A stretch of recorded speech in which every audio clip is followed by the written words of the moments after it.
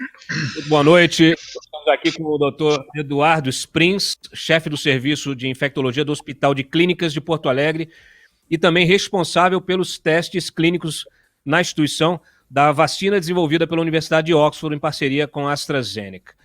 Muito boa noite, bem-vindo ao Papo Antagonista, Dr. Sprins. Boa noite, eu que agradeço a oportunidade de estar aí com vocês. Bom, doutor Eduardo, nós vamos fazer essa conversa aqui, o nosso repórter CD Silva também participa dessa entrevista. Me chamou muito a atenção uma declaração sua dada ontem para a imprensa local, que o senhor falava justamente, alertava a respeito do colapso iminente no sistema de saúde de Porto Alegre. E isso num momento em que foi suspensa a vacinação, né, de idosos, a gente chegou aí a um percentual próximo de 90% na vacinação de idosos, né? Mas foi suspensa essa vacinação em função da escassez de vacina que nós temos, é um problema que nós já está atingindo diversas capitais do país. Então, primeiro eu gostaria de lhe perguntar como está aí, de atendimento, de espaço de UTIs em Porto Alegre. Então, na verdade, eu acho que a gente está realmente em xeque. A combinação explosiva do excesso de mobilidade, mais a pouca preocupação, entre aspas, do povo e dos nossos governantes, que teimam em não estimular as medidas de proteção individual, fazem com que isso seja um ambiente perfeito para dar combustível a essa pandemia. E no nosso meio agora, talvez também com a nova cepa, com a nova variante desse vírus, e com as pessoas mais jovens se expondo, nós certamente estamos com um número mais elevado de pacientes em número absoluto em UTIs e hospitalizados que a gente jamais teve durante toda essa pandemia. Profissionais têm que interromper as férias deles para ajudar a atender as pessoas. E os nossos recursos humanos são finitos, então eu acho que a gente está realmente à beira de um colapso. Ou seja, é claro, as pessoas... Perdão, não, pode continuar. Com a velocidade muito lenta, como se fosse passos de tartaruga da imunização de toda a nossa população. Isso vale para o Brasil inteiro. Então, nós estamos em passos de tartaruga na imunização e certamente o que acontecerá aqui servirá, infelizmente, como exemplo, assim como o que aconteceu em Manaus não serviu de exemplo. Parece que a gente não aprende com os erros dos outros. Quer dizer, o que está acontecendo em Porto Alegre é um prenúncio do que pode vir a acontecer, repetindo aquela tragédia de Manaus, do Amazonas, que todos sabem, né, nós noticiamos aqui durante semanas a fio, a falta de estrutura física para recebimento dos pacientes, a falta de oxigênio, né, uma questão básica, um insumo básico para atendimento de pacientes com a Covid, e agora o que a gente está verificando em Porto Alegre, aí, pelas palavras do próprio Eduardo Sprins, que está no dia a dia, né, como chefe aí do Departamento de Infectologia do Hospital de Clínicas lá da capital gaúcha. Olha, quando ele menciona, né, essa questão da mobilidade, é bom que se diga que a Porto Alegre está com tudo aberto, né, doutor? E nós temos visto aí também muita gente aproveitando feriadão, como aconteceu agora, o feriadão de carnaval. Então, muita gente desrespeitando as regras de isolamento, de prevenção, sem se preocupar justamente com os profissionais que estão tendo de abandonar o seu descanso para poder atender essas pessoas aí no atendimento. Como é que está essa política em Porto Alegre, a gestão pública, né, da pandemia em relação justamente a essas medidas de isolamento, de atividades sociais e comerciais? Então, a gente primeiro pode falar do Estado como um todo. O Estado está aberto. Mais do que isso, o estímulo turístico é uma coisa importante. Então, as pessoas do Norte, Nordeste, Sudeste e Centro-Oeste foram à Serra, foram às regiões turísticas, às cidades turísticas gaúchas. Certamente, então, a mobilidade não só interna, como a mobilidade externa, isso ajuda a trazer o vírus para cá, de forma mais rápida, as variantes do vírus. A gente junta isso com a pouca proteção individual das pessoas. Mais ainda, como vocês falaram, aos jovens que se acham imunes ou que nada vai acontecer com eles.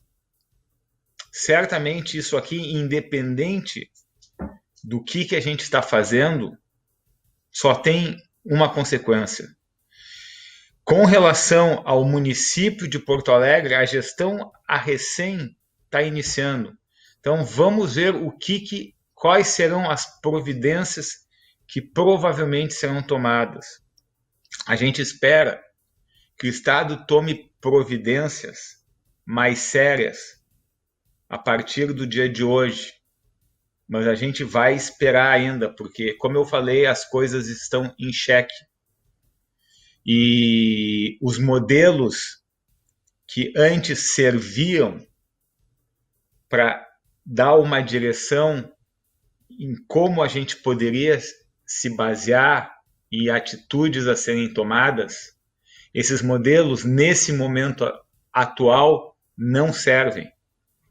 Eles ficaram obsoletos, porque a velocidade com que as coisas estão acontecendo é muito maior do que anteriormente visto.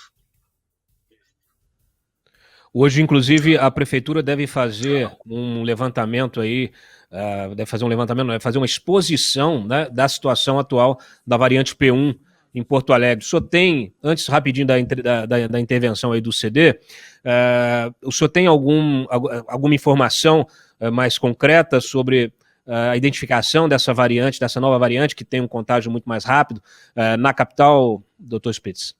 Então, algo, assim, vamos lá. Nós temos pelo menos 3 variantes. Né? Tem a variante do Reino Unido, variante da África do Sul, variante brasileira. O interessante é que elas, de forma independente, elas evoluíram de forma convergente. O que quer dizer isso? Elas acumularam mutações genéticas que fazem com que esse vírus se torne mais facilmente transmissível. E isso é um dado preocupante e perturbador. A gente está fazendo as análises sequenciais do vírus agora e a gente sabe e está vendo que as variantes P1 estão circulando já há algum tempo no nosso meio. A gente sabe que nas sequências iniciais ela não era preponderante, mas ela já estava presente. E a gente sabe que essas variáveis, elas são dominantes, porque elas vêm da evolução desse novo coronavírus. Então, assim, certamente são dados que nos preocupam, porque isso muda a dinâmica da transmissão da infecção. Então, antes a gente tinha um modelo que permitia que a gente pudesse, mesmo chegando de forma mais tarde, estabelecer algum limite nas nossas atitudes, mobilização, flexibilizações de atividades. Nesse modelo atual, nós não temos esse tempo. As coisas acontecem de forma muito rápida. Perfeito, professor. Já que o senhor está falando de forma muito rápida, queria que o senhor pudesse comentar uma novidade que foi apresentada nesta sexta-feira. Os laboratórios Pfizer e BioNTech enviaram dados para a FDA, a Anvisa americana, que a vacina da Pfizer ela pode ser armazenada em congeladores comuns, de menos 15 a menos 25 graus, em vez das temperaturas ultra frias, que era a recomendação de antes. Esta é uma realidade da sua avaliação. No Brasil, existem congeladores desse tipo na rede pública de saúde em grande quantidade? Esse tipo de congelador existe? E como que esta novidade sobre o armazenamento da vacina da Pfizer em temperaturas mais quentes pode afetar a distribuição ou a vacinação no Brasil quando a vacina da Pfizer obtiver registro? Obrigado por essa pergunta. Eu acho que é uma informação nova e não é eu vou ousar a discordar um pouco. Não são temperaturas mais quentes e sim menos árticas, menos ultra congeladas, né? A gente sai de menos 70 para menos 20, ok? Isso é algo que, por exemplo, os freezers que a gente tem conseguem, menos 18 graus. Então, isso já é menos 18, menos 23. Então, isso, pelo menos, é algo mais factível. E aguenta ainda por 2 semanas. Então, acho que isso facilitaria a distribuição, pelo menos em centros maiores. E eu fico pensando, né? Me perguntaram qual é a vacina que eu quero. E tem uma lição que eu aprendi, eu acho, da minha avó, que era sobrevivente da Primeira Guerra Mundial ainda. Ela dizia: eu prefiro estar com a barriga cheia de sobra de pão e sobra de batata do que esperar um bom filé. Eu acho que infelizmente, a gente tem que ter a vacina. Primeiro, temos que ter vacinas testadas e que documentadamente funcionem. Segundo, qual a vacina? A que a gente conseguir. Quantas milhões de doses, milhares de doses? O que nós conseguirmos, tanto faz. Quanto mais fácil for a logística do seu transporte e da sua distribuição na rede, no SUS, pelo Sistema Nacional de Imunização, ok, do Programa Nacional de Imunização, ok, tanto faz. Então, eu acho que isso pode sim ser mais uma ajuda, mas o meu ponto básico é o seguinte: qualquer vacina nos ajudará. Qualquer vacina. Porque eu tenho uma esperança que talvez a vacina não nos proteja contra essas novas variáveis, mas a minha esperança é que ela consiga evitar que essas novas variáveis elas provoquem naquelas pessoas que se vacinam, que ela consegue evitar que a Covid-19 evolua para as formas mais graves. São as formas mais graves que põem nosso sistema de saúde em xeque, sob a iminência de um colapso. E se isso acontece, aumenta o número de óbitos por qualquer causa no ambiente que a gente está vivendo. Então, essa é a minha grande esperança. Doutor Eduardo, quando a gente percebe, né, há muita dúvida em relação a essas novas variantes, porque se fala justamente desta maior capacidade de contaminação, né?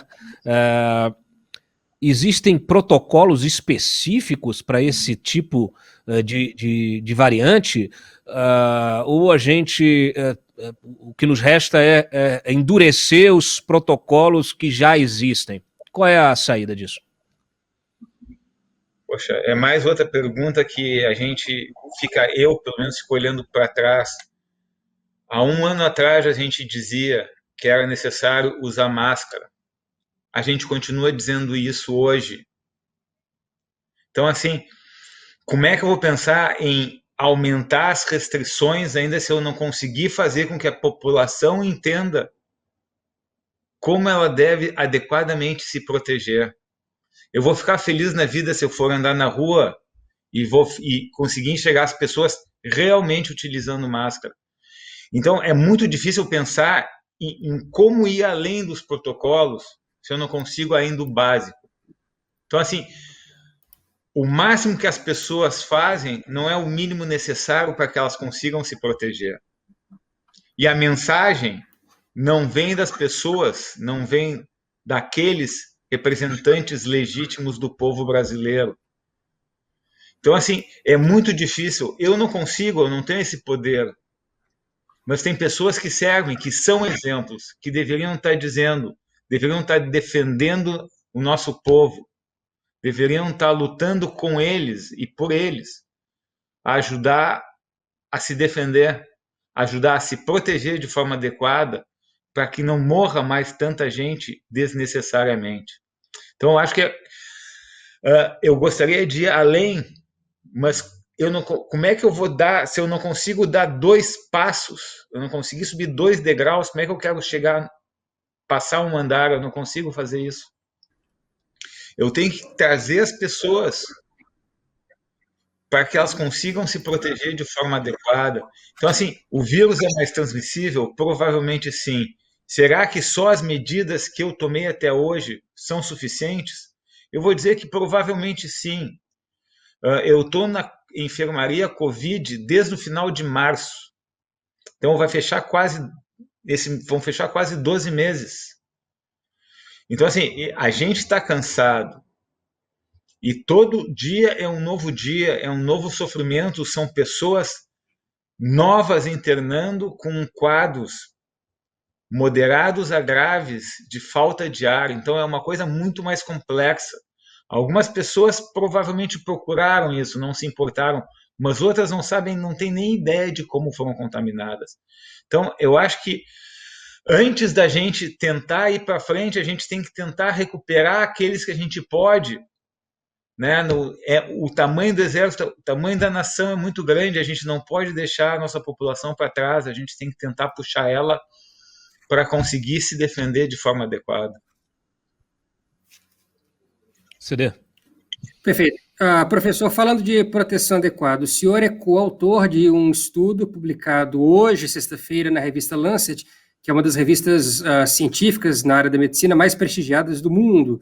E nesse estudo, o senhor e os outros colegas analisaram o impacto da diferença de você aplicar a segunda dose da vacina da AstraZeneca Oxford mais tempo depois. E na conclusão do estudo, chega a mais de 80% de eficácia você dá a segunda dose depois de 12 semanas, em comparação com 55% de eficácia, dando no regime de 6 semanas, que era o já considerado. Como que esta maior eficácia de dar a segunda dose no intervalo maior pode acabar beneficiando o Brasil, talvez até pela infeliz notícia da gente não ter vacinas suficientes e as vacinas chegarem atrasadas, talvez acaba contribuindo para aumentar a eficácia, porque a segunda dose provou-se no estudo de vocês mais eficaz depois de mais tempo. Como é que isso vai afetar o trabalho de imunização?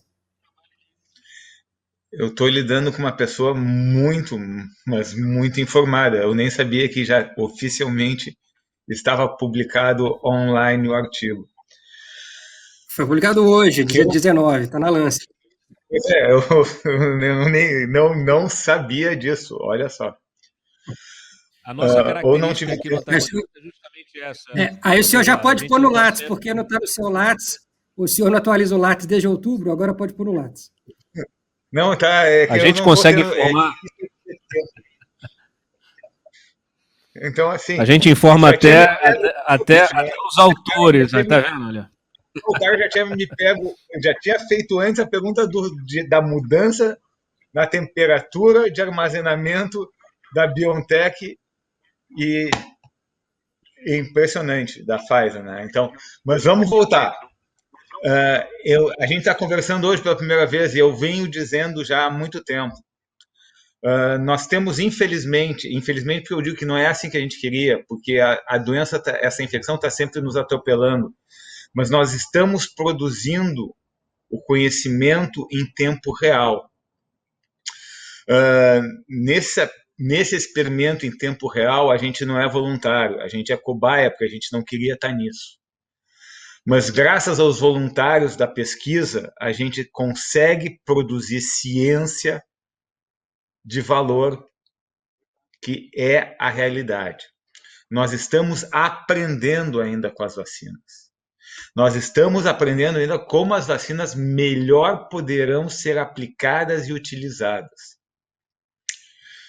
Então, no artigo que a gente foi informado está online hoje, a gente consegue demonstrar, e muitas dessas coisas foi simplesmente, meramente ao acaso, que quanto mais espaçada for a segunda dose da primeira, maior a gente consegue proteger o indivíduo.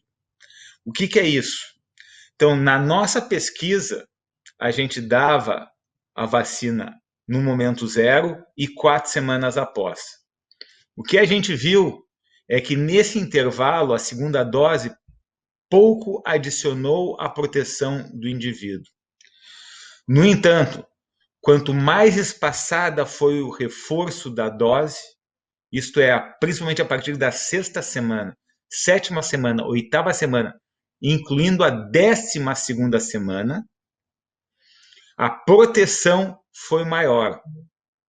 Então, olha só, no estudo, teve metade da população, metade dos voluntários, recebeu a vacina no esquema proposto do estudo, e a outra metade não recebeu.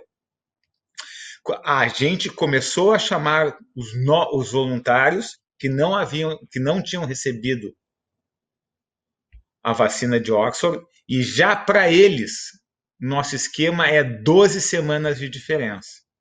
E isso, como gancho, desde o início, com relação à vacina de Oxford, ou AZ, como quiserem, o esquema proposto de intervalo de dose é de 12 semanas. Vejam só, isso permitirá uma imunização muito maior em 3 meses da população brasileira do que seria se a gente fosse aplicar a dose de reforço no intervalo mais curto. E o mais legal, eu não sei se vocês tiveram a oportunidade de ver, que tem um grupo ainda, um grupo inicial, que só fez uma única dose. E essa única dose é protetora. Ela protege em 65% mais ou menos. Então, assim, a população brasileira que receber essa vacina, entre a 2ª e a 3ª semana após a dose, a gente brinca que a vacina pegou, e essa pessoa que recebeu a dose, uma única dose, vai estar sim protegida. Não como a gente quer, mas vai estar sim protegida. Então, as pessoas podem fazer uma única dose, 12 semanas depois fazem uma segunda dose para aumentar a sua proteção. Quem sabe depois de algum tempo a gente pode fazer um novo reforço? Quem sabe, mas a gente está produzindo ciência agora. E acreditem, a cada nova análise de dados que a gente faz, a gente gera muito mais pergunta ainda, que a gente espera que, na nossa próxima análise, consiga responder. Perfeito. Olha, muito obrigado, Eduardo Sprins, o chefe do Serviço de Infectologia do Hospital de Clínicas de Porto Alegre, e, como vocês viram, também um cientista, também um estudioso, com publicações aí importantes sobre este vírus, né, o coronavírus, que está provocando esta crise sem precedentes, uma crise sanitária planetária, que tem todas as suas consequências sociais, econômicas e políticas. Aqui no Papo Antagonista, nós vamos contar sempre com a ajuda e a palavra de gente que realmente conhece, que está na frente de batalha, como o Dr. Eduardo Sprins, né? E não quem fica com a bunda no ar-condicionado dando pitaco em coisas que estão além da sua compreensão. Então, muito obrigado mais uma vez, Dr. Eduardo Sprins. Muito boa sorte no seu trabalho diário, e esperamos que o seu apelo às autoridades políticas ele surta efeito, e que elas possam, então, exercer a sua liderança política em relação à sociedade para a conscientização das pessoas. A gente aqui, desde o início da pandemia, também martelamos, né, sempre essa defesa do respeito às medidas, aos protocolos de quarentena, aos protocolos de prevenção da Covid, e realmente também entendemos, compreendemos o quão duro é você que está nesse dia a dia tendo de lidar com a irresponsabilidade, a falta de consciência das pessoas, e especialmente das lideranças políticas que poderiam, que teriam, né, a responsabilidade, que têm a responsabilidade de fazer o certo, né, mas que em função de interesses políticos acabam sabotando o que é importante, o que precisa ser feito. Então, muito obrigado, uma boa noite e contamos aí com a sua participação em breve aqui no Papo Antagonista. Eu que agradeço a oportunidade. Boa noite.